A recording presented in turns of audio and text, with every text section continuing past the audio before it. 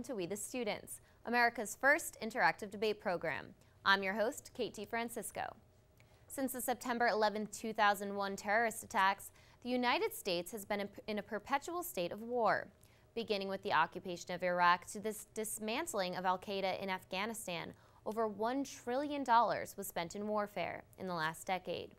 During this time, the national budget ballooned from a $30 billion surplus to a $1.3 trillion deficit, at least partly attributable to military spending. To our debate, nation's current military actions, we have on the side of reducing the United States military footprint, Catherine Tracy and Miranda Radcliffe of the University of Miami. Arguing on the side of continuing the war on terror, we welcome Javier Galloso and Nicole Venn from Miami-Dade College. Before we can begin the debate, let's send it over to our We the Students correspondent, Camille Brown, with some background on the issue. Camille? Thanks, Kate. The attacks of 9/11 changed America forever. Whether it be long-forgotten terror alerts or the extra security apparatus now in place at our nation's ground, air, and seaports, fear enveloped the nation after that horrible Tuesday in September. In the years following the terrorist attacks, the United States embarked on the longest armed military deployment in our nation's history. Popular support has waned in our war-weary nation, and many are left wondering if it was worth it to begin with. Osama bin Laden's dead and al-Qaeda is in shambles, but at what cost? That will be for you to decide. Have an opinion? Well, don't be shy, and join us for our live discussion by subscribing to We the Students on Facebook or by following us on Twitter at WeTheStudentsUM. I'll be back later with an online question. Back to you, Kate. Thank you, Camille. Now let's hear from our debaters. University of Miami, you have 2 minutes for an opening statement. This war on terrorism in the form of physical war has produced more costs than it has benefits, and therefore we support the withdrawal of troops in Iraq.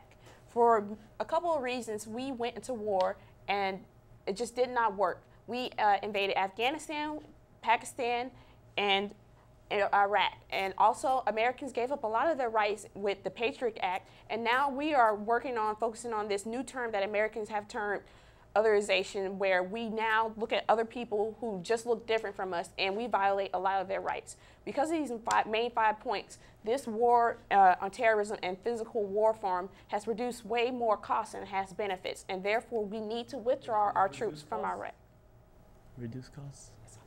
Well, you said that it reduced costs, and which rights do you need, which rights are being lost specifically?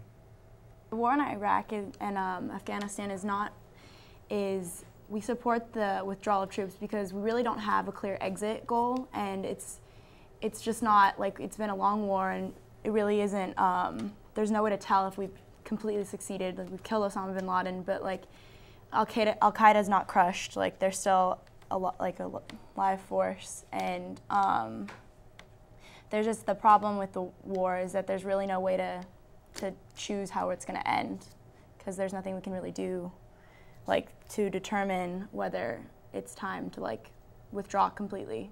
So it's either we do it soon and now, or when are we going to leave? Thank you very much. Now, Miami-Dade, you have 2 minutes for your opening statement. First and foremost, we'd like to distinguish and define war on terror. We disapprove of using this term because war on terror was coined by an administration who wildly misrepresented the opinions of a majority of Americans.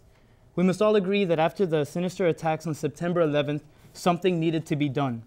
After the deaths of countless Americans, would you have wanted us to sit there and do nothing? The problem is that the Bush administration decided to look at the attack as a battle between the West and the East, going so far as to describe it as the Crusades. But luckily, we are not under the Bush administration anymore. The war against terror is not a war against Islam or specifically the Middle East. It is a war against terrorism of any kind.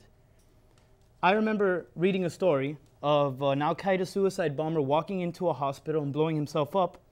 A hospital, not a military compound, not some aircraft carrier, but a hospital, a place where injured people are taken to be healed. That brings us to my second point, which we have to ask ourselves, what are the consequences of failing? If a terrorist's primary objective is to hurt people, then why not support an operation to catch these people before more violence is committed?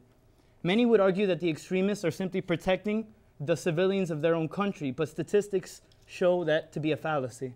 12,284 civilians are killed per 200 soldiers, and these are statistics as far as 2010. The anti-terrorist approach initially may have been exaggerated, but now we're in a battle against violence, and how could we back down?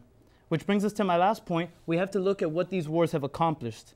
The war in Afghanistan resulted in the fall of the Taliban government, as well as the destruction of al-Qaeda camps. The Iraq War resulted in the overthrowing of an oppressive, party-controlled government and led to the execution of a dictator, Saddam Hussein. Now, free elections and democracy can flourish. Look, what we want is for us to be able to be protected. Allowing violent extremist groups to pursue their goals with a doctrine of hostility puts not only America in danger, but the entire international community. Thank you. Thank you. After America was attacked, then President George W. Bush argued in a speech about Iraq that states like these and their terrorist allies constitute an axis of evil, arming to threaten the peace of the world by seeking weapons of mass destruction. These regimes pose a grave and growing danger. Since that initial proclamation, intelligence has shown that neither Iraq nor its leadership had any direct ties to the September 11th terrorist attacks, nor did they possess weapons of mass destruction. Our first question of the night for the University of Miami is, was the United States justified in its invasion of Iraq? Miami, you have 2 minutes to respond. No, America was not justified in its invasion of Iraq. Americans were tricked into the war on Iraq because we were led to believe that Saddam Hussein had weapons of mass destruction, that he had ties with Al-Qaeda, the extremist group, and that he could potentially provide those weapons of mass destruction to Al-Qaeda. All these accusations proved false. We had no clear evidence of such allegations. Also, we entered the war on Iraq with bad policy, and now because of it, the world sees the United States in a poorly manner. We accomplished overthrowing a dictator, but we left a weak nation now that is possibly going to be controlled by Iran. Also, because of our war in Iraq, it has cost us millions of lives as well as trillions of dollars. So, and it turns out that Saddam Hussein actually did not have ties with Al-Qaeda nor any other extremist groups or Muslim fundamentalists. We really didn't have like a good cause, like it was not a good cause, or we didn't have a good cause to go into Iraq. You mentioned that it's become, Iraq has become a weak nation now. Imagine how weaker it's going to be once we have all American troops off the ground. It's going to go back to how it was. See, what's left is a power vacuum. We were a great power in Iraq militarily, and now that we're gone, someone else will take up the mantle. Well, we're going to have to, I mean, eventually we're going to leave, so what are we going to do when we do eventually leave? Like, there's going to be that problem. How are we going to prevent that from possibly happening in the future? Iraq is a weak nation now because of Americans' actions in Iraq. It's not that we're leaving Iraq and now they need support or whatever to become a strong nation. It's the fact that our actions in Iraq has caused them to become a weak nation, and now they're looking at the possibility of being overtaken by Iran. Thank you. Now, Miami-Dade, you have 2 minutes for a rebuttal. Okay. You stated that we left Iraq a weak nation. However, we disagree in that fact, considering that right now it is, one, a hostile for current terrorists that are still implementing their attacks that kill, as we said, more civilians than our own soldiers.